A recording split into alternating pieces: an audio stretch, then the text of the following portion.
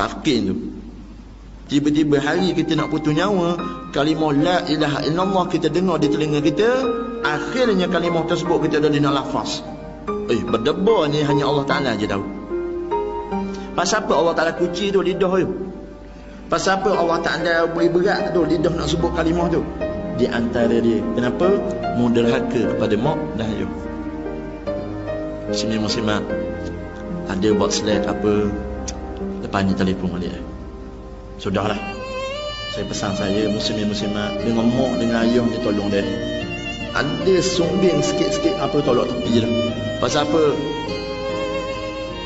Dah dia mati dah tak guna dah kita nak baik. Habuang sekarang tengok hidup ni kalau kita nak baik pun. Hari ni kalau kita ada mak kita tu tua, mak kita tu sakit dan dia pilih untuk duduk dengan kita, muslimat tu bukan satu beban itu bukan satu taklif, bahkan ia adalah satu tashrif. Mak kita nak duduk dengan kita tu, dia bukan satu taklif, dia satu tashrif, dia satu kemuliaan. Pasal apa? Between di antara anak-anak dia tu, dalam 8 orang 9 orang, cuba kita tanya dia kita, kenapa mak nak duduk dengan aku? Muslimat orang jadi mak, dia suka dia pandang, dia suka kita ni dia pandang.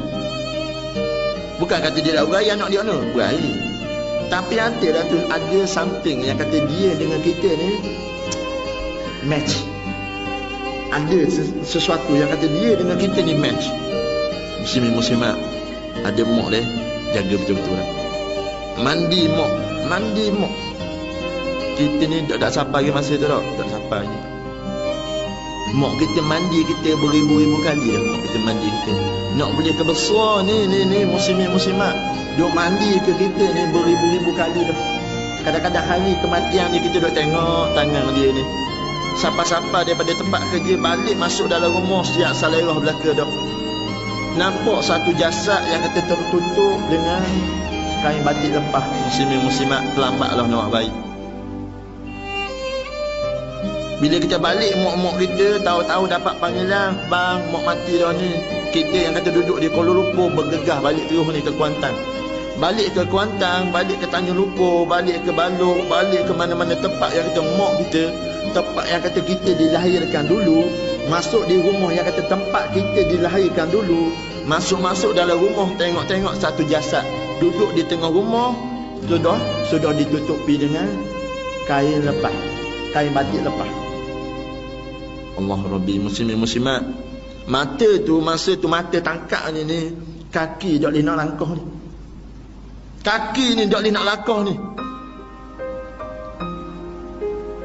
Duk tengok jasad tu aku kenal ni muslimat, kaki melangkah ni slow ni, lutut rasa macam nak cabut ni, melangkah tu pergi belek ni, duduk macam duduk di antara dua sujud tu, duduk tepi jasad mak kita belek ni, akak kain batik lepas dia tu. Muslimat tengok yang kata seorang manusia kita cukup kenal dia. Dengan umur aku sekarang 33 tahun, dengan umur aku sekarang 36 tahun, dengan umur aku sekarang 37 tahun, dengan umur aku sekarang 40 tahun, dengan umur aku sekarang 55 tahun, dengan umur aku sekarang 67 tahun. Muslimat, orang tua ni aku kenal. Siapa dia ni? Inilah mak aku. Inilah mak aku. Kita raba tangan dia ni, tangan yang kata duduk di atas dada tu kita raba ni. Muslimat, tangan ni dulu penuh suap makanan di dalam mulut kita. Ni tangan yang pertama yang suap makanan masuk dalam mulut kita ni tah ni. Ni tah tangan ni. Besar jasa Allah Ta'ala je tahu. Ni tangan, walau kita tengok tangan ni kaku sejuk dah, tapi tangan ni dulu pernah pegang aku dulu ni. Yang kata dia ni walau kita nampak kecil, dia kecil pada kita dah, kita besar dah. Kecil je orang, tapi kekuatan cukup kuat. Dia boleh besarkan aku sehingga sekarang ni aku ni berjaya ni. Aku hasil didikan ni ni orang ni. Tapi hari ni Allah Ta'ala ambil dah nyawa dia. Mak, maafkan aku mak. Muslimat, dari dia kita kucuk. Daya kita kucuk. Duk teringat balik ni.